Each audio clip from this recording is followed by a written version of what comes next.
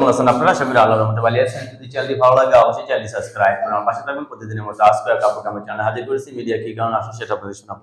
আসসালামু আলাইকুম আপু। ওয়ালাইকুম আসসালাম। ভালো আছেন? আলহামদুলিল্লাহ ভালো আছি। আপনি ভালো আছেন? মনটা ভার ভার কেন? শান্তি নেই? মনে শান্তি নেই? আর মনের শান্তি কি করে থাকবো? সাথী নেই তো তাই। স্বামী নাই? জি না। কতদিন ধরে স্বামী ছাড়া? 6 বছর। 4 বছর ধরে স্বামী ছাড়া। এই যে শীত আসতেছে, ঘুম আসবে?